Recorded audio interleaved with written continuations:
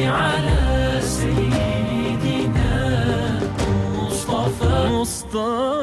على حبيبك نبيك مصطفى. بسم الله الرحمن الرحيم. الحمد لله رب العالمين، صلى الله وسلم على سيدنا محمد وآله الطيبين الطاهرين. أخوكم الدكتور سيد عبد الرزاق الحسيني الشريف من مكة المكرمة، نقيب السادة الأشراف، والشيخ سيد نوربيك دملة من قرغيزستان بشكك، من أحد تلاميذ دملة صبر العالم الذي توفي رحمة الله عليه، وقد تكلم عن كتاب مجمع التواريخ في إحدى فيديوهاته في فيديوهات نقابة السادة الأشراف في وسط آسيا. هذا الكتاب وصل إلينا، هذه نسخة مخطوطة التي موجودة في بشكك، موجودة في الإنترنت. من يريدها فليتصل وتواصل بالسيد عمر الحسيني الشريف نقيب السادة الأشراف في وسط آسيا، يرسل له عن طريق الواتساب هذا الكتاب. هذا الكتاب نسخة بشكك، يوجد نسخة أخرى أيضا في لينينغراد في روسيا، هذه النسخة الروسية طبعت في روسيا وأيضا باللغة الروسية، والنسخة المخطوطة الأخرى موجودة في آخر الكتاب كاملة. من يريد الكتاب النسختين لترجمتها للغة العربية فليتفضل، هي بين أيديكم موجودة في الإنترنت. هذان الكتابان ألفا قبل 500 سنة، ألفهم عالم فاضل جليل بطلب من السيد جلال الدين الكاساني الحسيني. اسم المؤلف الشيخ سيف الدين ابن شاه عباس الأخسكنتي، توفي ثم أكمله ابنه ملا نور محمد. هذا الكتاب يتكلم فيه عن أنساب آل بيت رسول الله وطوائف وعروق وأنساب في وسط آسيا، في 5 أو 6 دول الآن: قرغيزستان وأوزبكستان وكازاخستان وتركمانستان وأوزبكستان وطاجكستان وأفغانستان. كل هؤلاء يتكلم عنهم في هذا الكتاب وهذه النسختين العظيمتين التي فيها تاريخ ما يقارب من أكثر من 1200 و300 سنة. أنا سأتكلم فقط في هذا الكتاب عن السادة آل بيت رسول الله الذين انتقلوا من سامراء. في هذا الكتاب في هذه الصفحة في نسخة بشكك، هذه الصفحة الأولى وهذه الصفحة الأولى، هذه الصفحة الثانية أو اللوحة الثانية، الصفحة الأولى الثانية الثالثة الرابعة، الأولى الثانية الثالثة الرابعة الخامسة السادسة السابعة الثامنة. في الصفحة الثامنة يتكلم فيها عن انتقال الذي مذكور في هذا انتقال سلالة سيدنا رسول الله صلى الله عليه وسلم إلى شتى بقاع العالم، مدن العالم. هنا انتقل سلالة الإمام علي الهادي، الإمام العاشر، الإمام النقي، عنده 6 أولاد، أولاده شش قبر ذر سامراء. أولاده أنا أعرف قليل فارسي لأن اللغة عربية قريب. شش 6 أولاد. الإمام علي النقي عنده أولاد 6 أولاد، ليس 3 أولاد كما يقول نقيب الأشراف السادة الأشراف في سامراء أنهم 3 فقط. هذا كذب، لا يصح هذا الكلام. هنا هذا كتاب قديم من الكتب القديمة، عنده 6 أولاد. عنده الإمام الحسن العسكري، الإمام الحادي عشر، وابنه الإمام المهدي، وعنده أخوه حسين أبو زيد، وعنده جعفر، وعنده السيد إبراهيم الذي يقال له إمام إبراهيم عسكري في المشجرات معروف مذكور. هذا سيد إبراهيم بطلب من آبائه وأجداده انتقل بعد استشهاد وقتل سيدنا وإمامنا الإمام النقي، انتقل إلى منطقة تسمى الآن زرفشان. النهر اسمه زرفشان، النهر الذي يلقي بالذهب هكذا، في وسط الماء هذا ذهب. هذه المنطقة الآن تقع في طاجكستان وقرغيزستان التي تسمى الآن باتكند. باتكند فيها كثير من السادة من آل بيت رسول الله، وهناك قرية كاملة كلهم من آل بيت رسول الله. في هذه المنطقة هذا السيد إبراهيم العسكري ابن الإمام علي الهادي أنشأ مملكة اسمها مملكة زربخش، أو تسمى زربغش الآن، أو تسمى زرفشون باللغة الفارسية القديمة. هذا ذكر هنا أن السيد إبراهيم، أو الذي يقال له إبراهيم، إمام إبراهيم إبراهيم ابن الإمام علي الهادي، سيد إبراهيم، أمهم كلها سمانة خاتن، يعني المرأة التي تسمى سمانة اللي هي سمانة المغربية. عنده أيضا أخوات، عنده أخوات 6 أخوات 5 أخوات، أعطوهم لملوك شاه بلخ، وشاه بدخشان، وشاه كوهستان. كوهستان هذه موجودة في طاجكستان في بدخشان وقريب من قرغيزستان. وقرتكين أيضا، ملك قرتكين أخواته هناك. أخوهم السيد إبراهيم أصبح ملكا وأنشأ مملكة قبل 1200 سنة تقريبا، 1200 سنة أنشأ مملكة في وسط آسيا، عاصمتها فرغانة، والمدينة التي توفي فيها هي مدينة كاسان، قبره في كاسان. هؤلاء شجرتهم مذكورة، والسيد عمر من سلالته، السيد عمر من سلالته.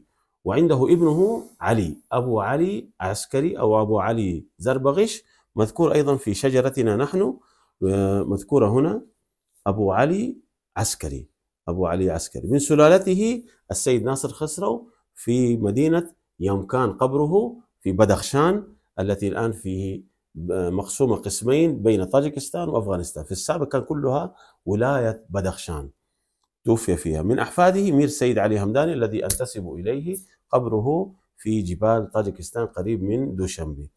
هؤلاء كلهم قبل 1200 سنة كانوا مملكة واحدة، هي مملكة زربغش، ملك زربغش. سلطانها هو السيد إبراهيم ابن الإمام الحسن العسكري، الذي يعني كثير من العرب لا يعرفون عنه، ونقيب سامراء أخفاه. إلى الآن نقيب سامراء الدكتور كليدار الحسيني يقول ليس لجده وجدنا الإمام علي الهادي إلا 3 أولاد، يقول محمد 7 الدجيل وجعفر جده والإمام الحسن العسكري. لا يوجد أبناء له، يوجد 3 أبناء أيضا. يوجد حسين الذي يقول عنه أنه مختلف فيه، ويوجد السيد إبراهيم أيضا سلالته موجودين في وسط آسيا، أنشأوا مملكة قبل 1200 سنة. لماذا هذا الظلم لآل بيت رسول الله من نفس آل بيت رسول الله، من السادة العرب؟ هؤلاء سادة أشراف آل بيت رسول الله، لماذا تظلمونهم هكذا؟ اتقوا الله في آل بيت رسول الله. هؤلاء سلالتهم، هؤلاء سلالة آل بيت رسول الله، يجب إظهارهم، يجب تبيين هذا الشيء في كتب قديمة لم يخرجها العرب، لم يهتم بها العرب.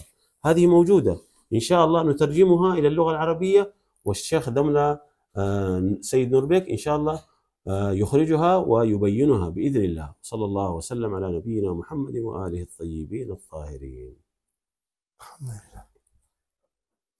بسم الله الرحمن الرحيم وبه نستعين وهو خير الناصرين والمعين. أما بعد, бұл кітеп туралы сөз қылған атабыз иншалла. Бұл кітепте аты Мажмаут Таварих же болбосо Мажмуут Таварих деп те айтылат экен. Анан бунун жазуучусу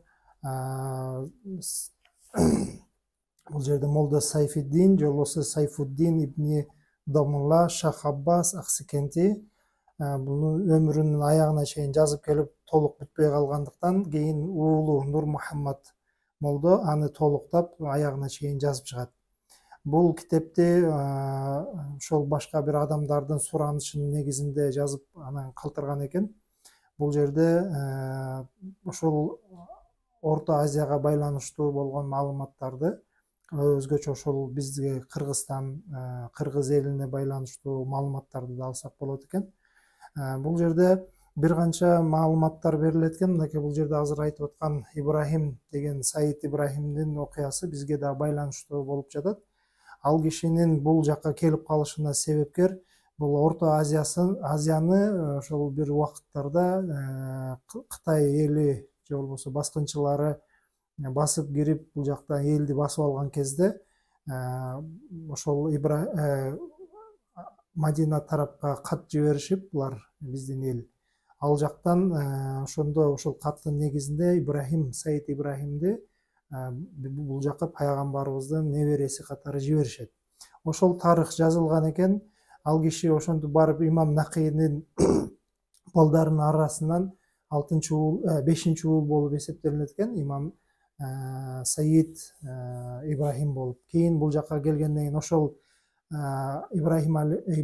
Саид Ибрахим имам Садык өзүнүн 3-4-чү атасы болуп калат. Имам Садык ошол кишинин кол жазма каты мурун бизге жиберилген, туура биз Орто Азиясына жиберген бир каттын негизинде ошол кат менен биргеликте келет. Ал катты алып келип туруп бул жерде элди чогултуп, ошо бир парчам, бир желектин, бир туунун алдына элдин баарын чогултуп туруп, анан кийин ошо баскынчылардын баарын жеңип, кийин ушул жерде бир падыша болуп, өзү падыша болуп, кийин Зарбакш же болбосо Заравшан деген мамлекетти куруп, бул жерде өкүмдар болуп калат иншалла. Бул жерде анан ошол Саид Ибрахимдин балдары жана неберелери дагы ошентип Саидтердин бул жерде Кыргызстанда жана дагы башка жерлерге, Өзбекстанда, Тажикстанда болуп калган, жашап калган элдерге жана да Казакстан тууралуу дагы бар экен маалыматтар. Ошол жерде жашап калган Саидтер тууралуу дагы көптөгөн маалыматтар бар экен. Жана дагы айта кетчү нерсе, бул жерде ким канчанчы жылы төрөлгөн, канча жылы өлгөн тууралуу маалыматтар жок. Болгону эле кыска нуска баягы бир окуяны эле чагылдырып кетет. Ким кандай болуп келип калган же болбосо кайсыл жерде байланыштар бар. Ошол жерде тарыхтын маалыматтары жок болгондуктан, даталары. Андыктан бул жерден көпчүлүк адамдар бул китепке көңүл бурбай койгон себеби дагы ошол себеп болуп жатат. Андыктан бул жерде биз баягы Саид Ибрахим өзүнүн чоң атасы Жафар Садыктан кат алып келет дегени, бул өзүнүн 4-чү чоң атасына барып туруп жолугушулугу мүмкүн эмес. Себеп дегенде ал киши өтүп кеткен болот ал убакытта. Кандай түшүнөбүз дегенде, бул жерде сырттан болгон бир түшүндүрмөлөрдү берүүгө муктаж болот экен. Ал дегени бул ушул эле китепте имам Садыкка барып туруп биздин кыргыздар ыйман келтирип, кол берип, баягы имам Садыкка ошол баш ийип, ал кишиге өзүнүн баягындай ийкемдүүлүгүн көргөзүп туруп, ыйман келтирген тууралуу дагы маалыматтар бар экен. Ошол жерде кыргыз эли толугу менен ыйман келтирди деген маалымат бар экен. Мунун ошонун негизинде ала турган болсок, имам Садык өзү Меккеде, Мединада болгон болсо, кыргыздар ошол жака барып туруп, элден өкүл катары барып, анан кийин ал жерден кол беришип, кыргыз эл толугу менен сизге ыйман келтирди деп, андан бизге элге бир кат жиберген болот. Ошол каттын негизинде бул жакта башка элдер баягы сый урмат көргөзүп, чоң той кылышкан болот. Ошол кат жанакы Саид Ибрахим алып келген кат ошол болуп эсептелет. Кайрадан ошол өзүнүн чоң бабасы, 4-чү атасы жиберген катты кайрадан бул Орто Азияга алып келген маалыматтар тууралуу болот. Ошондуктан бул жерде кичине түшүндүрүүгө муктаж боло турган жерлер бар экен, алхамдулилла. Жана дагы бул тууралуу биздин устазыбыз Молла Сабыр рахматулла алейхи бул китепти толугу менен которуп чыккан. Омор Соронов агабыз менен биргеликте бул китеп азыр кыргыз тилине которулган. Бул жерде жазылган маалыматтар толугу менен бар. Жана дагы Манас тууралуу көптөгөн маалыматтар бар экен. Ал киши кандай иштерди аткарган тууралуу чагылдырылган баягындай мааракелери бар экен. Кайсы жерде согуш болгон, кайсы жерде эмне иш кылган тууралуу дагы маалыматтар бар. Иншалла бул китеп биздин келечегибизге дагы жана биздин урпагыбызды кайсыл жака барат, кайсыл жерден болот, жана дагы бул жердеги биздин Саидтер аралашып Кыргызстандагы жердин амандыкта, тынчтыкта болушлугуна да ошол улуу пайгамбарыбыз Мухаммад саллаллаху алейхи вассаламдын неберелеринин бул жердеги калтырган ийиздерин дагы көрсөк болот иншалла. Ахиру давана алхамдулиллахи раббил аламин. اللهم صل على سيدنا مصطفى